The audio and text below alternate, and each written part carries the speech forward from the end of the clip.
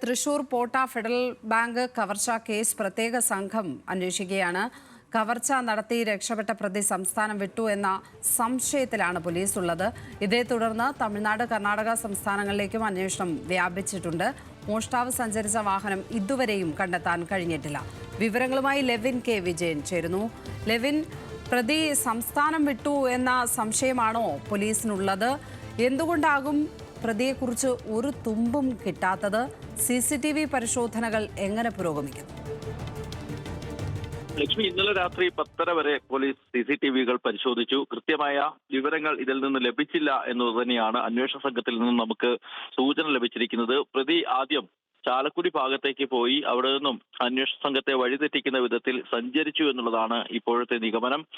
അതുകൊണ്ട് തന്നെ സമീപ ജില്ലകൾ, എറണാകുളം ജില്ലയ്ക്ക് പുറമെ പാലക്കാട്, മലപ്പുറം ജില്ലകൾ കേന്ദ്രീകരിച്ചുകൊണ്ടുള്ള അന്വേഷണവും പുരോഗമിക്കുകയാണ്. അതോടൊപ്പം തന്നെയാണ് ഇയാൾ സംസ്ഥാനം വിട്ടിട്ടുണ്ടാകാമെന്നുള്ള ഒരു സംശയം അന്വേഷണ സംഘത്തിനുള്ളത്. അതുകൊണ്ട് തന്നെ കർണാടക, തമിഴ്നാട് സംസ്ഥാനങ്ങൾ കേന്ദ്രീകരിച്ചുകൊണ്ടുള്ള അന്വേഷണവും ഊർജിതമാക്കിയിട്ടുണ്ട്. പോലീസിന് മുന്നിൽ പ്രധാനമായും തെളിവായി ശേഖരിക്കാൻ കഴിയുന്ന ആദ്യഘട്ടത്തിലെ തെളിവുകൾ എന്നുള്ളത് ഈ CCTV ദൃശ്യങ്ങൾ തന്നെയാണ്. പരമാവധി CCTV ദൃശ്യങ്ങൾ എല്ലാ മേഖലകളിലും കേന്ദ്രീകരിച്ചുകൊണ്ടും ശേഖരിക്കുന്നുണ്ട് പോലീസ്. ബസ് സ്റ്റാൻഡിലെയും റെയിൽവേ സ്റ്റേഷനിലെയും അടക്കം CCTV ദൃശ്യങ്ങൾ ശേഖരിച്ച് ഇയാളെ കണ്ടെത്താനുള്ള ഒരു നീക്കവും നടത്തുന്നുണ്ട്. മറുവശത്ത് പോലീസ് സംശയിക്കുന്നത് ഇയാൾ മോഷ്ടിച്ച വാഹനത്തിലാണ് മോഷണത്തിനായി എത്തിയത് എന്നുള്ളതാണ്. അതുകൊണ്ട് തന്നെ ഈ വാഹനത്തിന്റെ നമ്പർ ഇനിയും കണ്ടെത്താനായിട്ടില്ല. അതുകൊണ്ട് ഈ വാഹനം കണ്ടെത്തിയാലും കാര്യമായ പ്രയോജനം ലഭിക്കും എന്ന് കരുതുന്നുമില്ല.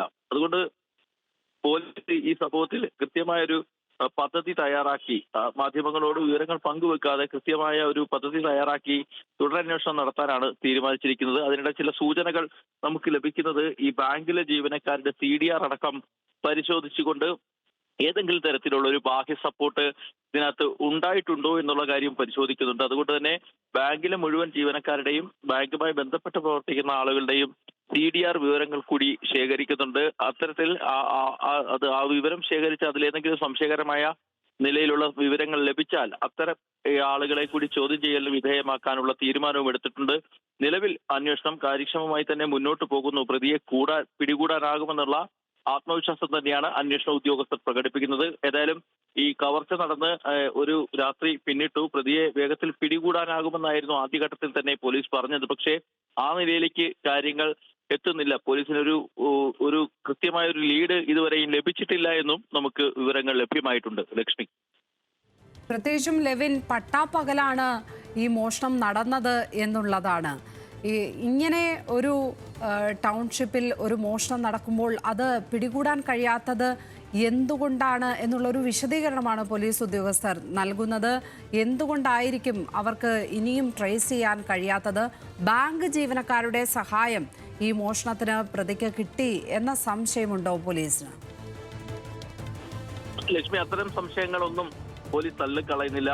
അതുകൊണ്ട് മാത്രമല്ല ബാങ്ക് ജീവനക്കാർ ചിലർ സംശയത്തിന്റെ നിഴലിലുണ്ട്. അതുകൊണ്ട് തന്നെയാണ് CDR വിവരങ്ങൾ കൂടി ശേഖരിക്കാൻ പോലീസ് തീരുമാനിച്ചിരിക്കുന്നത്. ഇത്തരത്തിൽ ബാങ്ക് ജീവനക്കാരുടെ CDR വിവരങ്ങൾ കൂടി ശേഖരിച്ച് ഏതെങ്കിലും ഒരു ലീഡ് കണ്ടെത്താനാകുമോ എന്നുള്ളൊരു പ്രതീക്ഷയാണ് അന്വേഷണ സംഘത്തിലുള്ളത്. നമ്മൾ അന്വേഷണ ഉദ്യോഗസ്ഥനുമായി അല്ലെങ്കിൽ അന്വേഷണത്തിന് മേൽനോട്ടം വഹിക്കുന്ന റൂറൽ SPയുമായി സംസാരിച്ചപ്പോൾ അദ്ദേഹം പറഞ്ഞത് 100-ലധികം കാര്യങ്ങൾ വെരിഫൈ ചെയ്യാനുണ്ട്.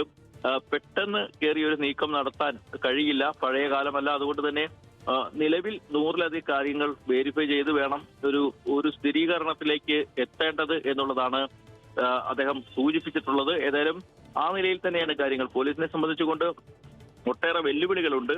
CCTV അടക്കമുള്ള അനുകൂല ഘടകങ്ങൾ ഉണ്ടെങ്കിൽ പോലും ഈ പ്രതിയിലേക്ക് കൃത്യമായി എത്തപ്പെടുക എന്നുള്ളത് അല്പം ബുദ്ധിമുട്ടേറിയ കാര്യമാണ്. കാരണം ഈ പ്രതിയെ തിരിച്ചറിഞ്ഞിട്ടില്ല എന്ന് തന്നെയാണ് ഏറ്റവും പ്രധാനപ്പെട്ട വിവരം. ജാക്കറ്റും ഹെൽമറ്റും ഒക്കെ ധരിച്ച്, മുഖംമൂടി ധരിച്ച്, ഒരു ഫിംഗർ പ്രിന്റ് അടയാളം പോലും നൽകാതെയാണ് പ്രതി കവർച്ച നടത്തി രക്ഷപ്പെട്ടത്. പക്ഷേ ആ മോഷണത്തിന്റെ ദൃശ്യങ്ങളാണ് പോലീസിനെ കൂടുതൽ സംശയം ബലപ്പെടുത്തുന്നത്. ആ മോഷണത്തിന്റെ ദൃശ്യങ്ങൾ നമുക്ക് കാണുമ്പോൾ അറിയാം ഒരു എക്സ്പീരിയൻസ്ഡ് ആയിട്ടുള്ള ഒരു ക്രിമിനൽ നടത്തുന്ന രീതിയിലുള്ള ഒരു മോഷണമല്ല അത് കാണുമ്പോൾ എന്നുള്ളതാണ് സംശയങ്ങൾ ബലപ്പെടുത്തുന്നത്. മാത്രമല്ല ഇയാൾ ആയുധവുമായി എത്തുമ്പോൾ ജീവനക്കാരുടെ പെരുമാറ്റത്തിലും നേരിയ തോതിൽ സംശയങ്ങൾ പോലീസിന് ഇല്ലാതില്ല എന്ന് പറയാനാവില്ല. കാരണം അത്തരത്തിലുള്ള ഒരു ഭയപ്പെട്ട് മാറി നിൽക്കുന്ന തരത്തിലല്ല എന്നുള്ള അവരുടെ ഇടപെടലുകളിൽ നിന്നും അത്തരത്തിൽ ചില ഇടപെടലുകളിൽ ചില പൊരുത്തക്കേടുകൾ ഉണ്ട് എന്നുള്ളതും സംശയിക്കുന്നുണ്ട് പോലീസ്. അതുകൊണ്ട് തന്നെയാണ് അത്തരത്തിൽ ബാങ്ക് ജീവനക്കാരെ കൂടി അന്വേഷണത്തിന്റെ പരിധിയിലേക്ക് ഉൾപ്പെടുത്തിയിരിക്കുന്നത്. മാത്രമല്ല,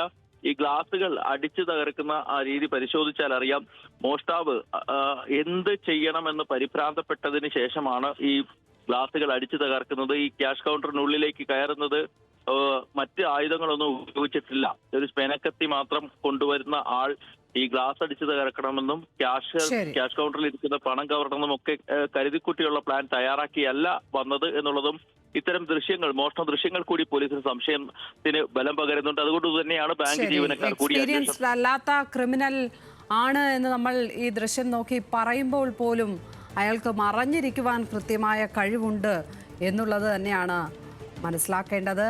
ഒരുപക്ഷെ അത്രയും സഹായങ്ങൾ കിട്ടുന്നുണ്ടാകും മറഞ്ഞിരിക്കാൻ. പോലീസ് ഏതായാലും അന്വേഷിക്കുകയാണ് കാര്യമായി തന്നെ. ഇതുവരെയും ഒരു തുമ്പും കിട്ടിയിട്ടില്ല എന്നുള്ളതാണ് മാധ്യമങ്ങൾക്ക് കിട്ടുന്ന വിവരം. ലെവിൻ കെ വിജയനാണ് തൃശ്ശൂരിൽ നിന്നും വിവരങ്ങൾ പങ്കുവച്ചത്.